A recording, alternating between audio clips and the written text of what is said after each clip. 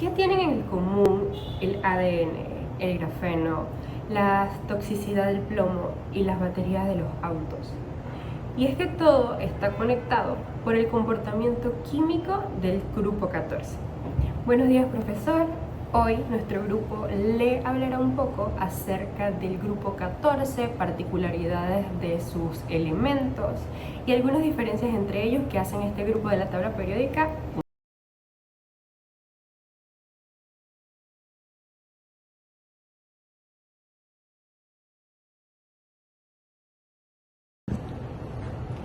Particularidades del carbono. El carbono es único dentro del grupo 14 de la tabla periódica. Y esto se debe a que tiene ciertas propiedades muy específicas que hacen que este elemento sea muy estudiado y muy interesante. Dos de ellas son la homocatenación, que es básicamente la habilidad para formar enlaces múltiples carbono-carbono a través de enlaces covalentes. Y también está el principio de singularidad o la capacidad que tiene el carbono para formar enlaces pp-pp. Explicando un poco más de qué se trata la homocatenación, es que básicamente es cuando el carbono puede unirse consigo mismo formando cadenas muy largas, ramificadas, anillos o incluso estructuras tridimensionales. Lo que hace especial al carbono es que sus enlaces carbono-carbono son muy estables y fuertes. Esto ocurre principalmente porque el carbono es un átomo muy pequeño, lo que permite un solapamiento eficiente entre sus orbitales 2p cuando el átomo forma un enlace. En cambio, otros elementos que están en el mismo grupo, o sea, en el grupo 14, pero que están debajo del carbono, como por ejemplo el silicio, germanio o estaño, son átomos cuyos radios son bastante grandes, por los que al formar enlaces entre sí mismos, es decir, por ejemplo, silicio-silicio, germanio-germanio, van a formar enlaces débiles o inestables, debido a que por su gran tamaño los orbitales están más difusos. Es por ello que estos elementos como el silicio, germanio y estaño no pueden formar cadenas tan largas como sí lo hace el carbono. Gracias a la homocatenación, el carbono puede formar cientos de miles de estructuras distintas y de distintos compuestos, por supuesto. Esto explica principalmente la química orgánica, es como la base de la química orgánica, y por qué existen moléculas tan complejas como el ADN, las proteínas o los lípidos, que están formadas principalmente por carbono y son cadenas muy largas, aproximadamente de más de 5 carbonos, etcétera, etcétera. Y pues esto es algo muy particular de este elemento porque ningún otro elemento de su mismo grupo tiene esta capacidad. La segunda particularidad del carbono es su facilidad para formar enlaces dobles y triples muy estables, que son los que conocemos comúnmente como los enlaces pi. Es decir, que el carbono tiene esta capacidad para formar enlaces pp-pp. Estos enlaces pi se originan básicamente cuando los orbitales p de dos átomos de carbono se solapan lateralmente. El solapamiento lateral cabe recalcar que solo es efectivo cuando los orbitales p de un átomo son relativamente pequeños y cuando están también bien orientados. Y esto sucede justamente con el carbono. A medida que bajamos el grupo 14, de hecho, nos podemos dar cuenta que pues, los radios se vuelven más grandes, claramente, los orbitales p también se vuelven más grandes y difusos, por lo que no se pueden solapar bien. Como por ejemplo, en el caso del silicio y del germanio, casi no forman enlaces pi, y si lo forman son enlaces muy débiles y muy inestables. Y ya si bajamos un poco más al estaño y al plomo, son átomos que básicamente no van a formar enlaces pi.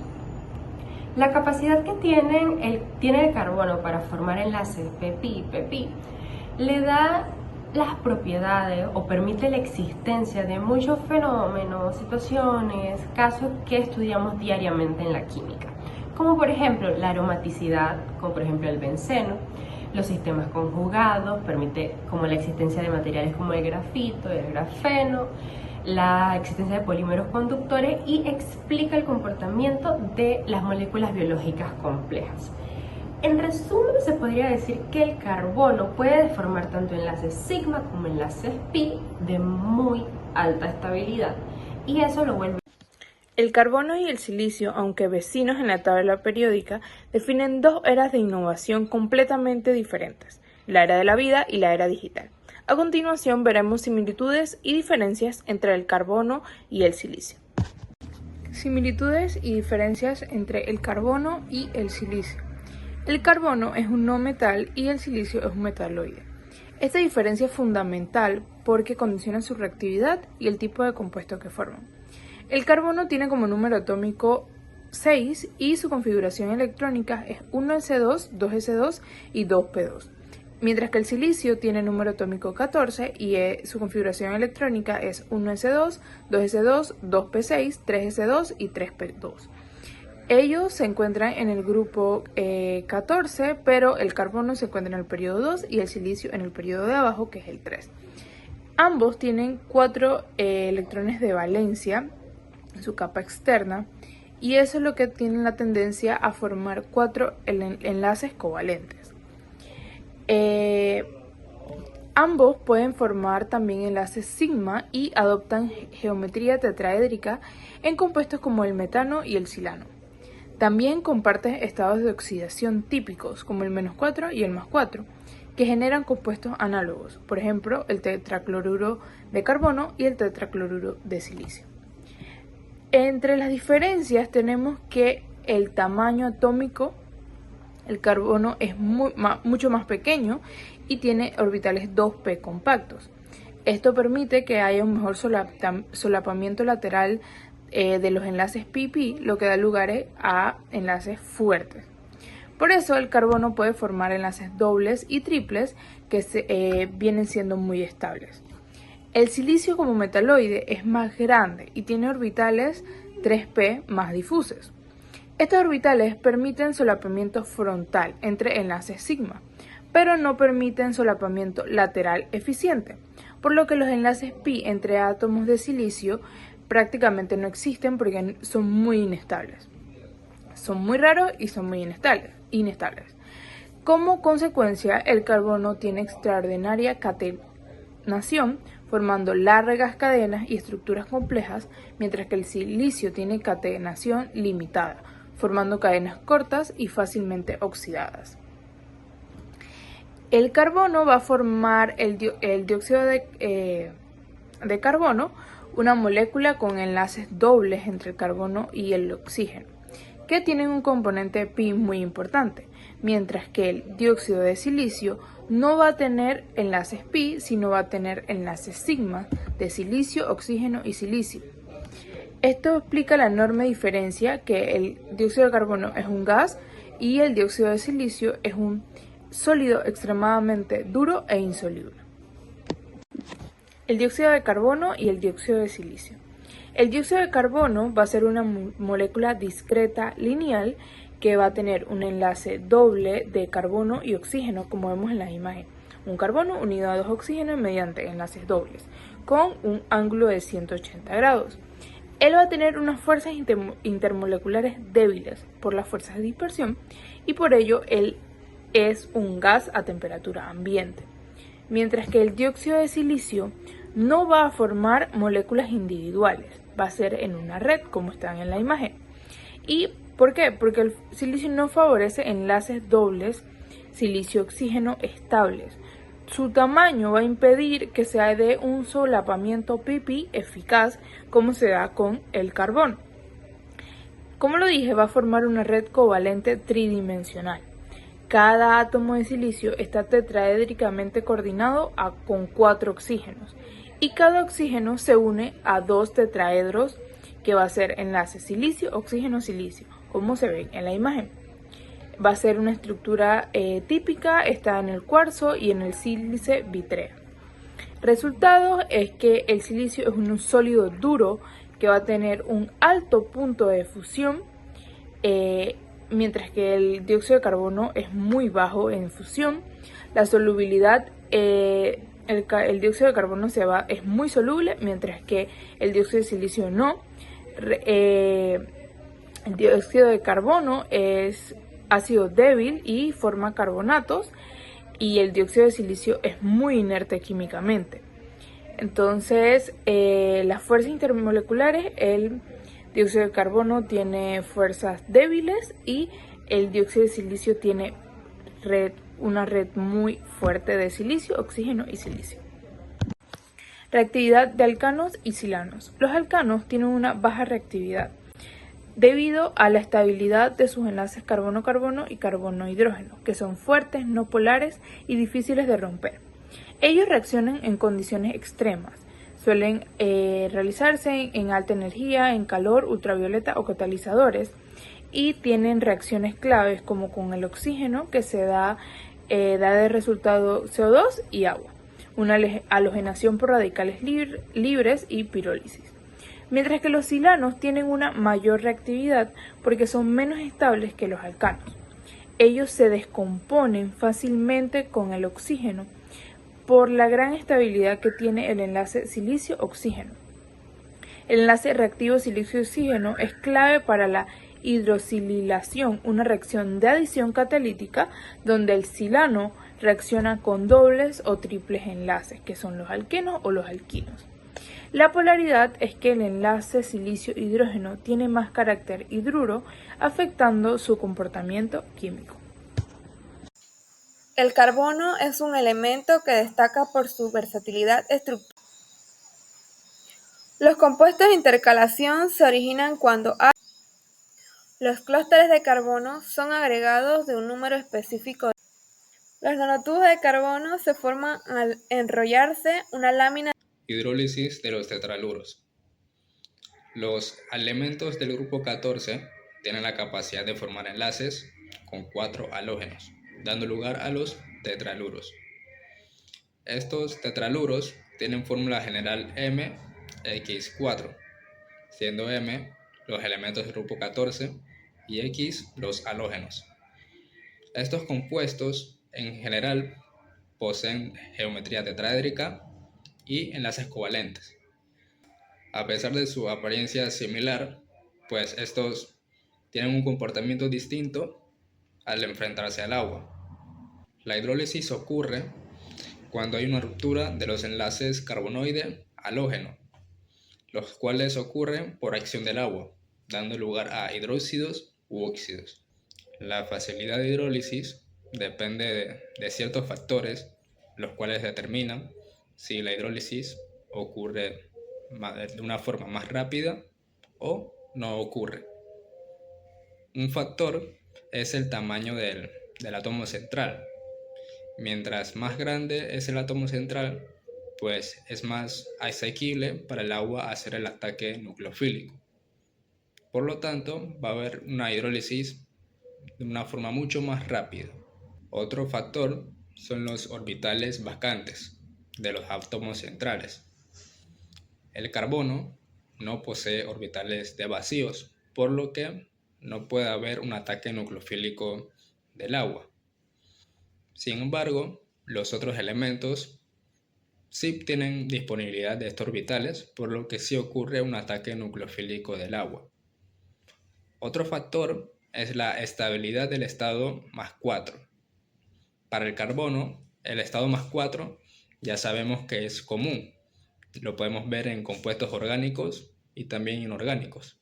Por ejemplo, los mismos tetraluros. Los tetraluros de carbono con estado +4 son muy estables y no reaccionan. Mientras que los otros, como el plomo por ejemplo, son muy inestables e incluso se descomponen antes de hidrolizarse. A continuación, estaremos viendo la hidrólisis y elemento por elemento. En el carbono, pues este no hidroliza, ya que al tener un tamaño muy pequeño, el agua no puede atacarlo fácilmente. Además de no tener orbitales de vacíos, pues no puede aceptar fácilmente un par de electrones del agua. Además de la fuerza del enlace carbono halógeno, las cuales son muy fuertes y muy poco polares. En conclusión, los tetraluros de carbono son químicamente inertes frente al agua. En el caso del silicio, pues este sí se hidroliza frente al agua. De hecho, esta reacción ocurre extremadamente rápida y de forma violenta, produciendo humos blancos densos de óxido de silicio hidratado. El mecanismo pues es el siguiente.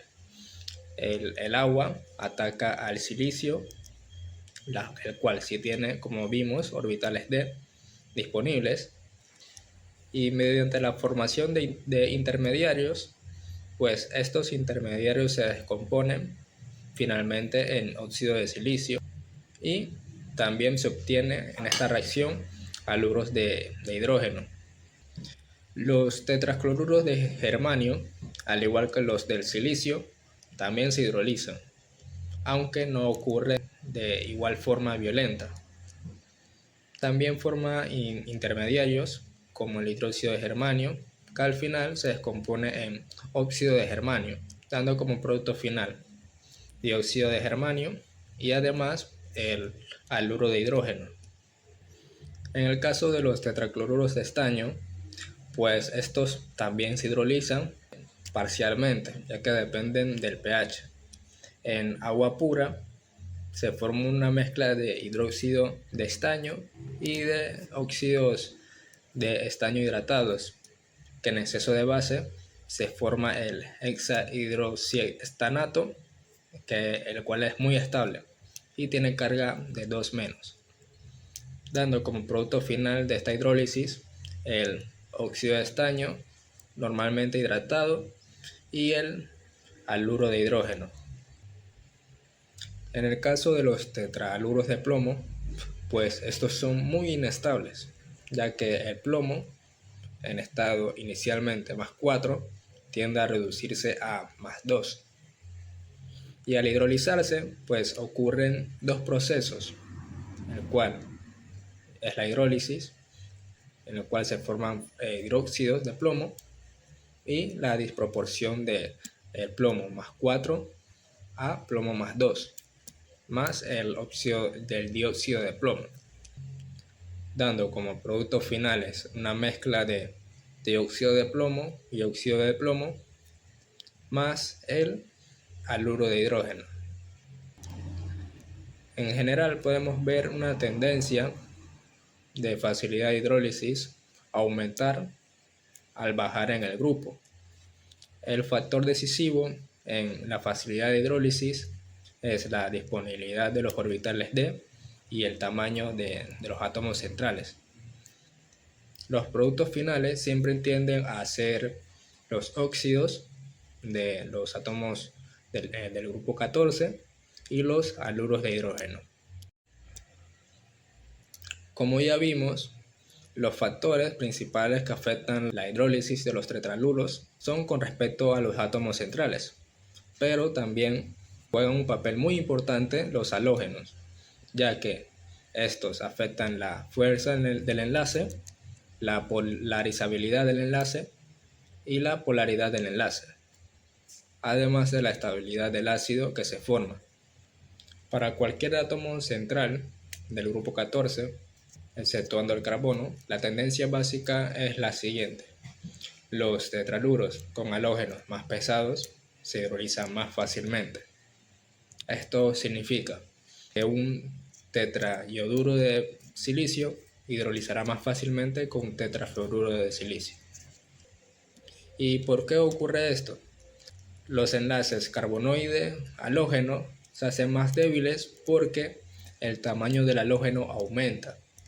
La superposición de los orbitales carbonoide-halógeno se vuelven más pobres y el enlace se vuelve más largo y menos fuerte. Resumiendo, mientras más débil el enlace, pues va a ser más fácil que el agua lo rompa. Otro factor es la polarizabilidad del halógeno. El halógeno grande, como por ejemplo el bromuro y el yoduro, tienen una nube electrónica muy deformable. y hace que el enlace entre el átomo central y el halógeno sea más polarizable y lo vuelve más susceptible al ataque nucleofílico del agua. En cambio, en el caso del fluoruro, este es muy pequeño y compacto, por lo que no es tan polarizable como los otros anteriores. Y el enlace entre el átomo central y el fluoruro es extremadamente fuerte y rígido. Otro factor es la polaridad del enlace. El enlace entre los átomos centrales y el flúor son los más polares de todos entre los diferentes tetraluros según el halógeno. Pero esta polaridad no ayuda a la hidrólisis, ya que el enlace es extremadamente fuerte y tiene una energía de enlace alta. El flúor forma enlaces muy cortos y muy estables con casi todos los elementos. Por eso el tetrafluoruro casi nunca se hidroliza fácilmente y a veces ni siquiera con calor. Un ejemplo es el tetrafluoruro de silicio, el cual se hidroliza solo parcialmente y forma el ácido hexafluorosilícico. Otro ejemplo son los tetrafluoruros de estaño y de plomo, que casi no se hidrolizan. Como pudimos ver en las reacciones de los diferentes tetraluros de los elementos, estos forman al final óxidos de los elementos y haluros de hidrógeno. La estabilidad de estos haluros de hidrógeno afecta la reacción. Por ejemplo, el fluoruro de hidrógeno es un ácido débil y se forma muy poco. Por lo tanto, la reacción no avanza tanto. En el caso de los de cloro y bromo, son ácidos muy fuertes y se forman fácilmente, impulsando la hidrólisis hacia adelante. Esto es parte del motivo por el cual los tetrafluoruros no se hidrolizan tan fácilmente como los otros tetrahaluros. Los carburos son una importante familia de compuestos formados por la combinación del carbono con elementos metálicos o semimetálicos. Su estudio es fundamental ya que presentan propiedades excepcionales como la dureza o altos puntos de fusión, incluso estabilidad térmica y en algunos casos conductividad. Estas características los convierten en materiales clave en industrias como la metalurgia, la electrónica y la ingeniería mecánica, y en la producción de herramientas de corte. Desde el punto de vista químico, estos compuestos pueden clasificarse en carburos iónicos, covalentes y intersticiales. Los carburos iónicos, también llamados carburos salinos, se forman entre el carbono y metales muy electropositivos, principalmente del grupo 2 y 13. Su característica principal es la presencia de aniones carbonados con carga negativa elevada, lo que les da un comportamiento similar a la de una sal. Existen dos tipos fundamentales de aniones en los carburos iónicos, los cuales son el metanurado, el cual tiene el carbono con carga 4-, y el acetiluro con carga 2-. La estructura de estos carburos depende del tipo del anión y el tamaño del catión metálico. Sus redes cristalinas son análogas a estructuras salinas conocidas como las del cloruro de sodio, por ejemplo.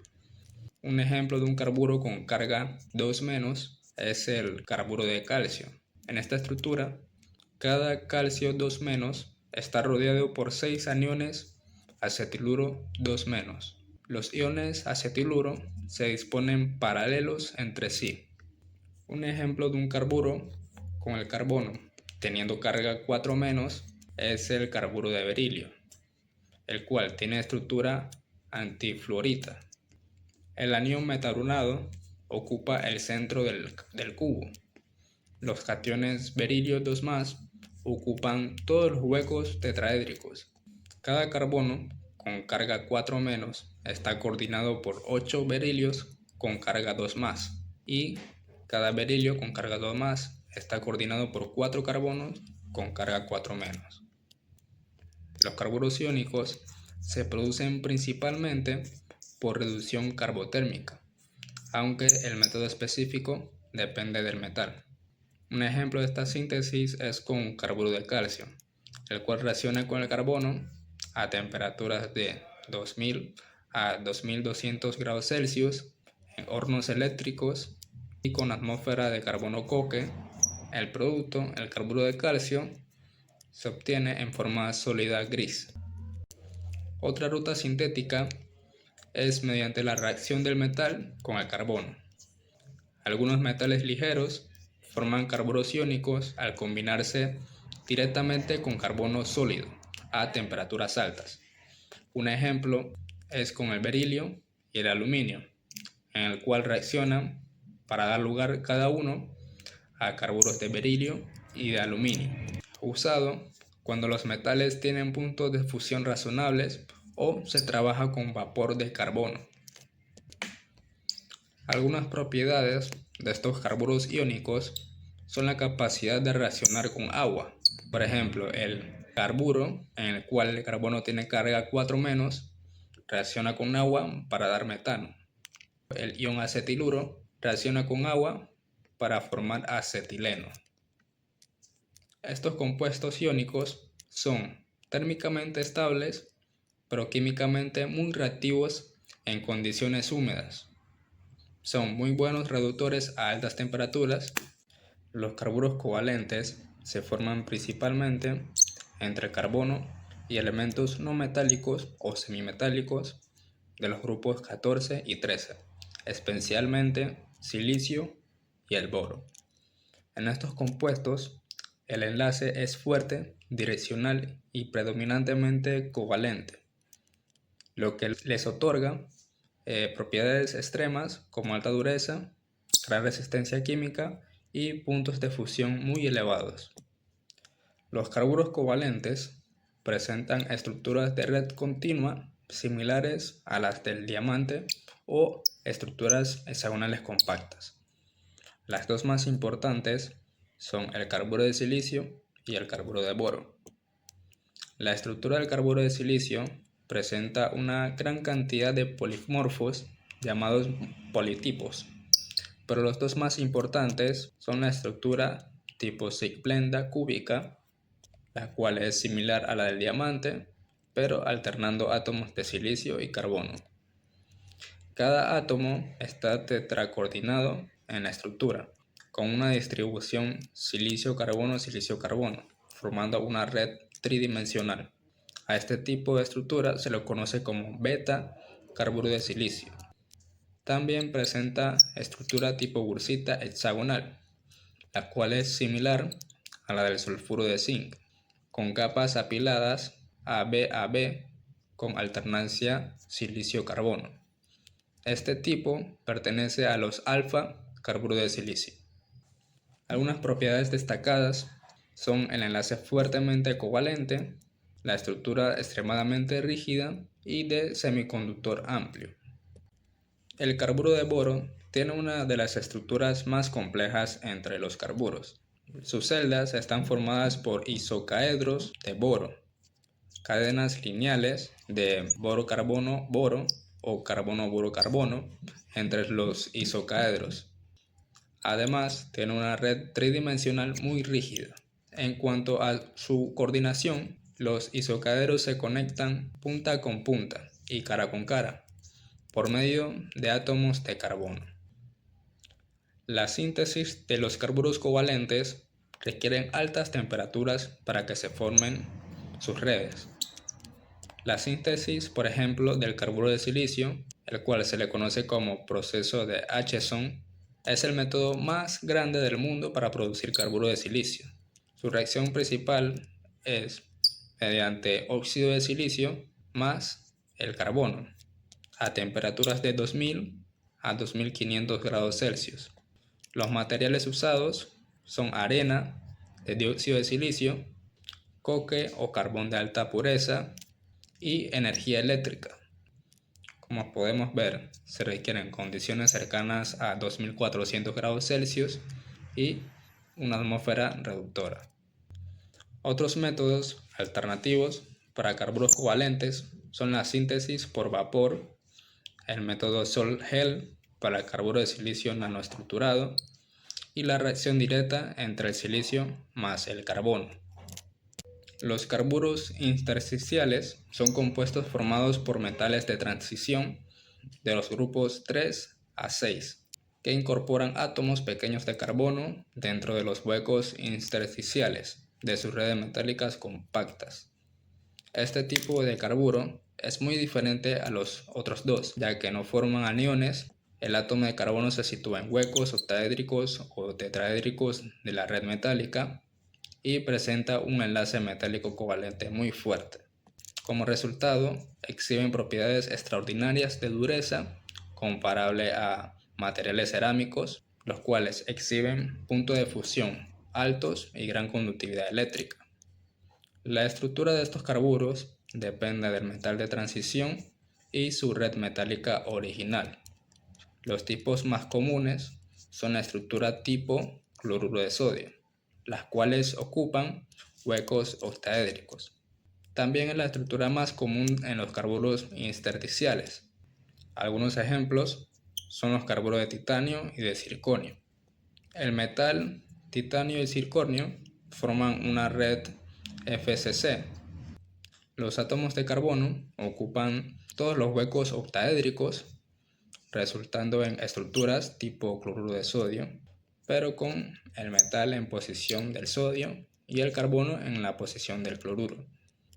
En el caso del carburo de wolframio o de tungsteno, forma una red hexagonal compacta, mientras que el carbono ocupa mitad de los huecos prismáticos. Otra estructura de carburos intersticiales son la estructura tipo carburo de hierro, el cual tiene estructura tipo cementita, presente en los aceros y fundiciones. Posee estructura ortorrómbica compleja con el carbono ocupando huecos de manera parcial asimétrica. Esta estructura define propiedades mecánicas del acero.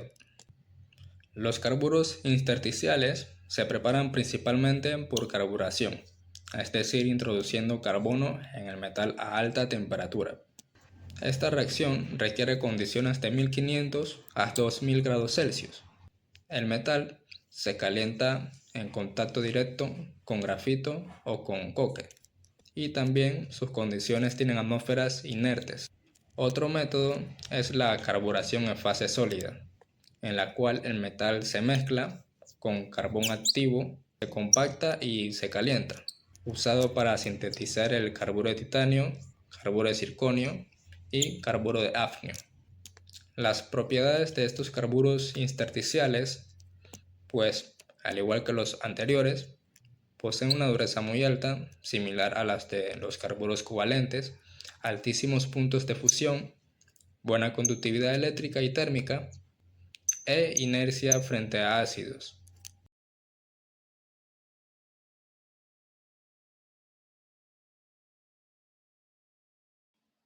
En este punto vamos a explicar cómo el monóxido de carbono es uno de los agentes más reductores y fuertes e importantes en la metalúrgica.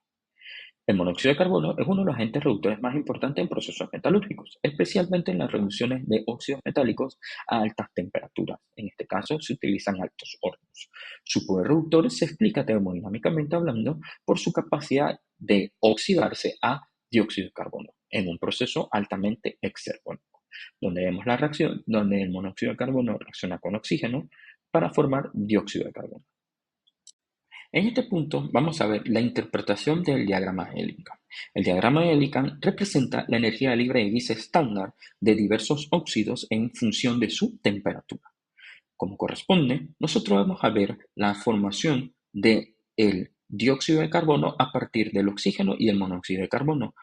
Inclusive vamos a ver la formación del monóxido de carbono. En este contexto, la reducción de los óxidos metálicos es más común analizar en la reacción inversa de formación. Vamos a tener que 2 moles de carbono van a formar con 1 mol de oxígeno 2 moles de monóxido de carbono. Esta reacción es la que realmente es el potencial reductor como el monóxido de carbono, en donde significativamente la entropía de la reacción aumenta significativamente. o sea, mayor a cero, dándonos por ende una pendiente negativa fuertemente. ¿Qué implica tener una pendiente negativa en un diagrama de Ellinger? El aumento del poder reductor con respecto a la temperatura. Una pendiente negativa significa que a medida que aumenta la temperatura, el valor de la energía libre de Gibbs en formación del monóxido de carbono se vuelve más negativa. Esto indica de que la reacción de formación del monóxido de carbono es termodinámicamente más favorable a altas temperaturas. Por ende, como se explicaba en el punto anterior, es más favorable explicar la formación del monóxido de carbono y luego la oxidación de este monóxido de carbono a dióxido de carbono. Ahora bien, este criterio de reducción del monóxido de carbono puede reducir espontáneamente a un óxido metálico. Si la reacción neta de la energía libre de Gibbs es negativa, esto ocurre cuando la línea de formación del carbono a monóxido de carbono o de monóxido de carbono a dióxido de carbono está por debajo de la línea de formación de ¿quién? Del óxido metálico en este diagrama, donde podemos ver entonces la reacción neta de reducción del óxido metálico, donde vamos a tener que el óxido metálico va a reaccionar con el monóxido de carbono, en donde el metal se va a reducir y lo vamos a tener solito completo y el monóxido de carbono se oxida para formar dióxido de carbono. Como hemos explicado anteriormente, el monóxido de carbono es uno de los agentes reductores más utilizados en la metalúrgica y como lo hemos descrito en el diagrama de Ellinger. Ahora bien, vamos a verlo con un ejemplo. El monóxido de carbono lo utilizamos para, en este caso, reducir en altos hornos o obtener hierro a partir del trióxido de dihierro, que es conocido como la hematita. Ahora bien, a altas temperaturas, alrededor de los 600 grados a 900 grados, la línea de formación del monóxido de carbono cae por debajo de la línea del óxido de hierro. Esto permite que el monóxido de carbono se queme por medio de choque. En este punto, al quemarse, se va a hacer su efecto reductor, donde va a reducir el óxido de hierro que tenemos en la hematita, donde podemos ver su ecuación general, donde vamos a tener el trióxido de hierro más el monóxido de carbono, donde nos va a producir hierro y dióxido de carbono. Sí podemos observar que la energía libre de Gibbs es negativa porque es menor a cero. En el diagrama Ellinger muestra que a medida que aumentamos la temperatura, el poder reductor del monóxido de carbono se vuelve mucho más fuerte. Cada vez que abres una bebida gaseosa o respiras, está ocurriendo una de las reacciones químicas más importantes para la vida, la reacción entre el dióxido de carbono y el agua. La base de esta reacción es que el dióxido de carbono gaseoso va a reaccionar en agua líquida y establece un equilibrio con el ácido carbónico en solución acuosa. Es una reacción de hidratación. Es crucial entender que es un equilibrio dinámico. El dióxido de carbono se une al agua para formar el ácido carbónico, pero él se va a descomponer constantemente. El intermediario que vemos en la diapositiva es que el mecanismo va a implicar un ataque nucleofílico. El átomo de oxígeno del agua actúa como nucleófilo, que es un rico en electrones, atacando al átomo del carbono. ¿Por qué el carbono? Porque está unido a dos oxígenos muy electronegativos que lo convierten en un centro electrofílico, que es pobre en electrones.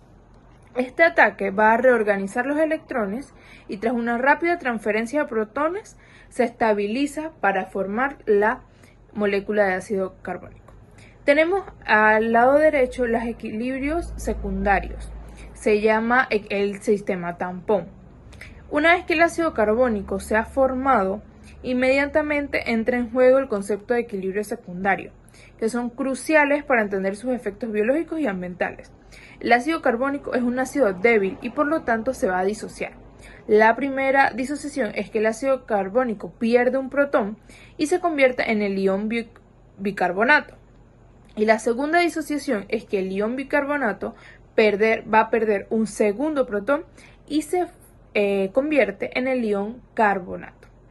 La concentración de estas tres especies del ácido carbónico, el bicarbonato y el carbonato es sensible al pH del medio.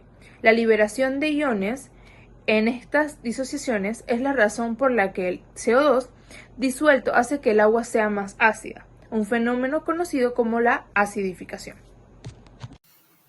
Composición y estructura de los silicatos.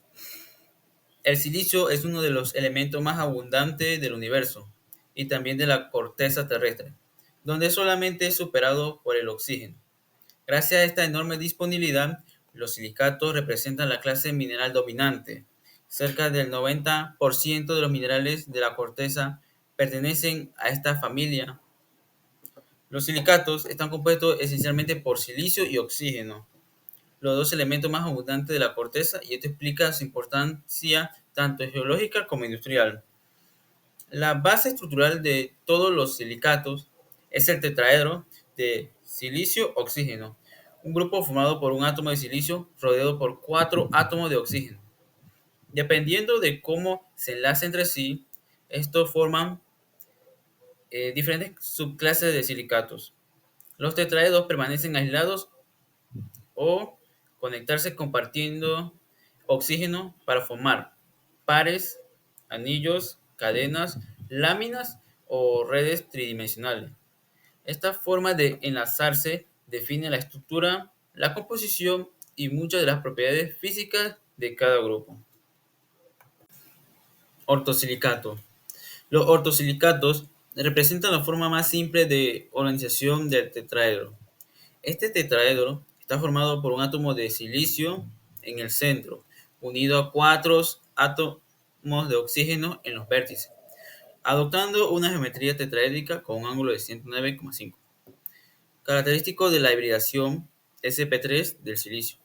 Cada oxígeno aporta una carga negativa parcial, lo que produce una carga total de -4, que debe ser compensada por cationes metálicos en la estructura cristalina. Este grupo, cada tetraedro está completamente aislado porque no comparte oxígeno con ningún otro tetraedro. Como resultado, estos minerales requieren cationes como magnesio 2+, hierro 2+, calcio 2+, o circonio 4+, para estabilizar la estructura y neutralizar la carga. Esta disposición aislada genera minerales con estructuras densas y compactas, alta dureza y comportamiento mecánico resistente. No presenta exfoliación fácil, ya que no existen planos débiles entre unidades estructurales. Un ejemplo representativo es la olivina, fundamental en el manto terrestre. También se encuentran minerales como el granete y el zircón.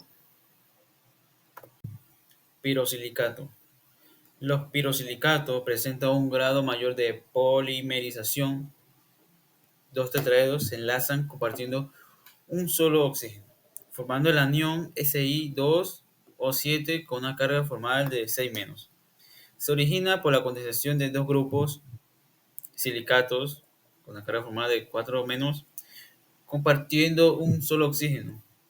Por eso pertenecen a los orosilicatos. Aunque siguen siendo unidades discretas, no forman cadenas ni anillos extensos. Este enlace representa el inicio de la unión entre tetraedros en la evolución estructural de los silicatos. Este grupo conserva cierta rigidez estructural, pero su estabilidad depende de cómo se organicen estos dímeros. Dentro del cristal, la presencia de cationes metálicos equilibra sus cargas, permitiendo estructuras más abiertas que en los ortosilicatos. La torbeitita es un ejemplo clásico, aunque más conocido como son las epidotas, que combinan grupos silicato y pirosilicatos.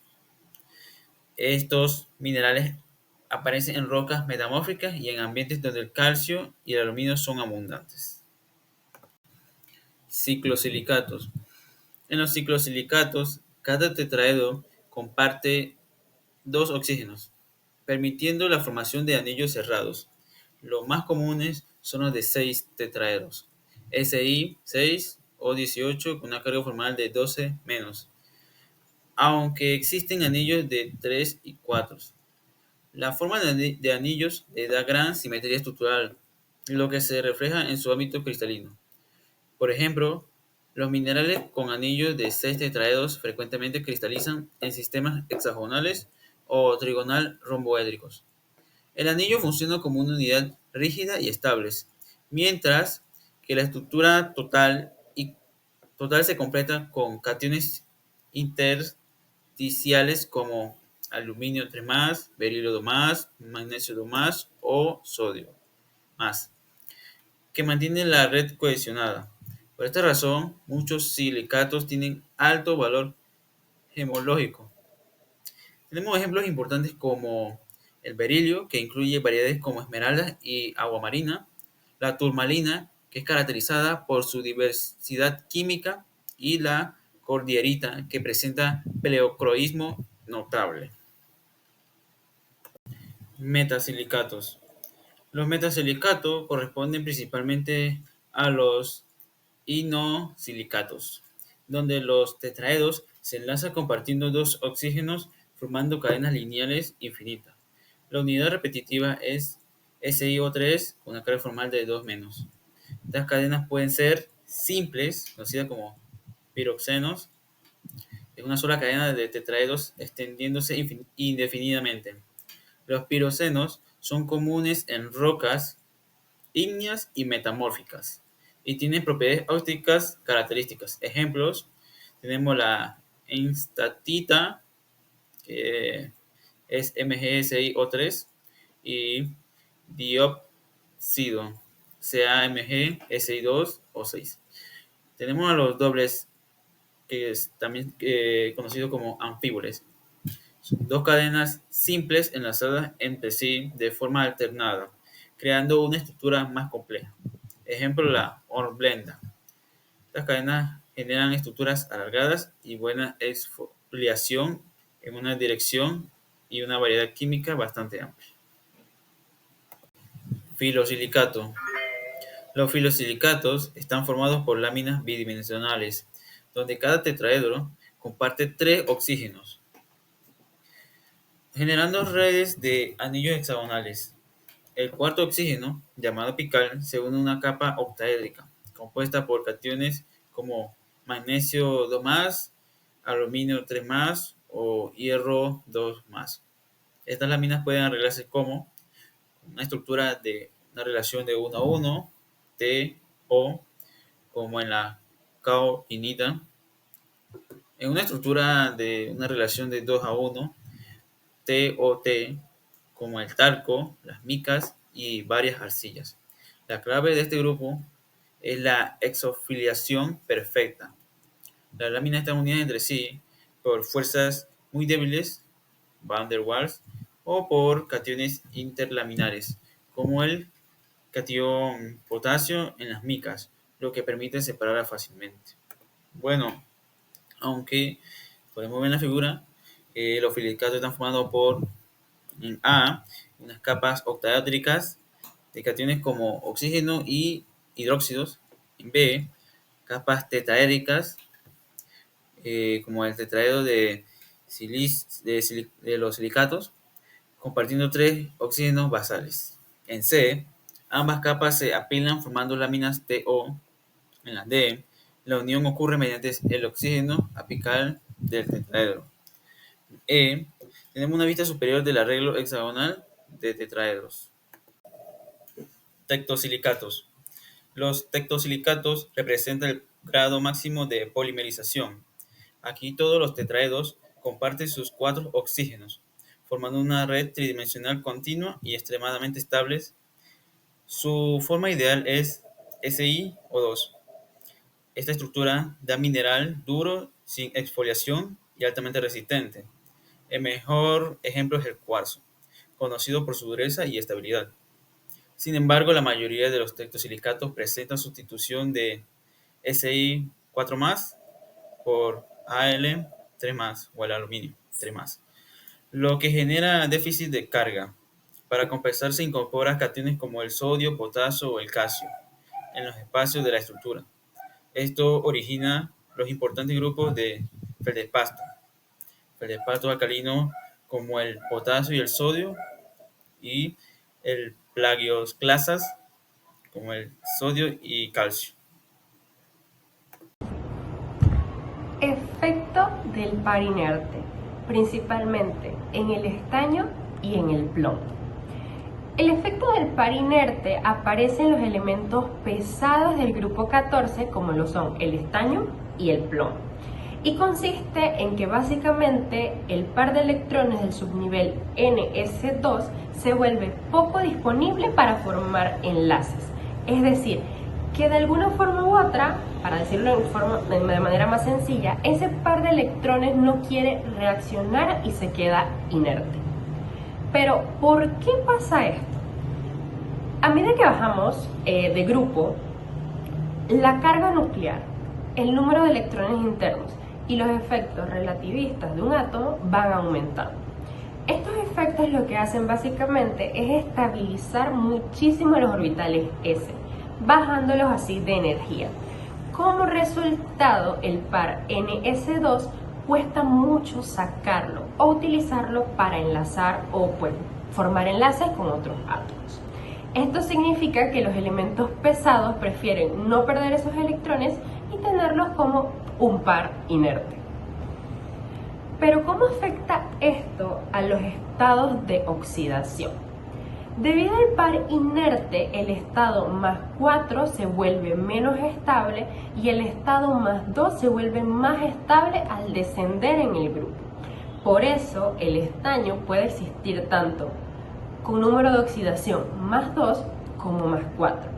Y el plomo casi siempre está en más 2 porque su par S6S cuadrado es muy difícil de involucrar en enlaces.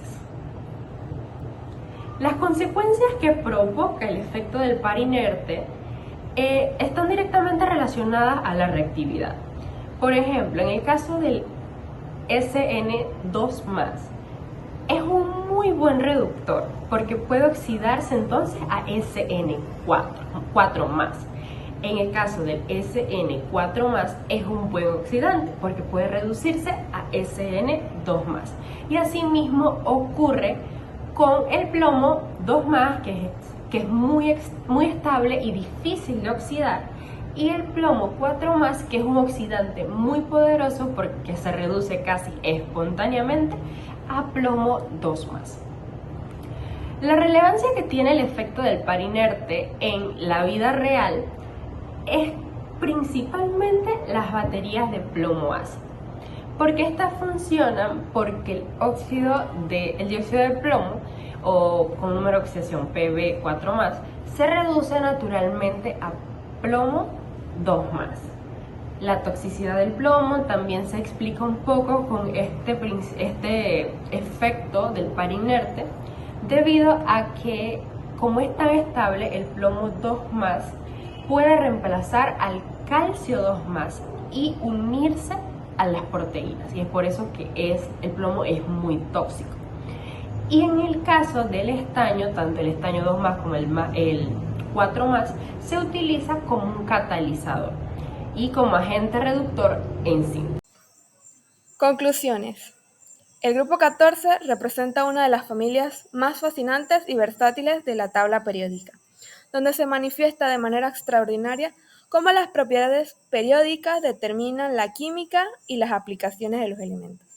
Desde el carbono, con su capacidad única de homocatenación y la formación de enlaces pi, que lo convierte en la base de la vida y de los materiales nanoestructurados más avanzados, hasta el silicio, cuya preferencia por estructuras tridimensionales lo establece como el componente fundamental de la corteza terrestre y de la tecnología de semiconductores, observando así una transición progresiva del carácter no metálico a metálico.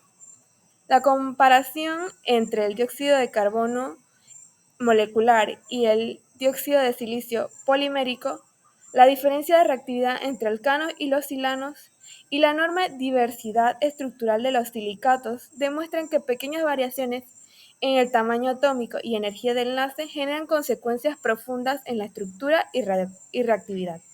El efecto del par inerte en el estaño y el plomo marca final a esta transición, estabilizando estados de oxidación inferiores y comportamiento metálico. En definitiva, el grupo 14 no solo ilustra principios fundamentales de la química inorgánica, como el principio de la singularidad y las tendencias periódicas, sino que además proporcionan materiales esenciales para la vida, la geología, la tecnología moderna y las innovaciones del futuro, demostrando que la química fundamental y las aplicaciones prácticas están indisolublemente conectadas.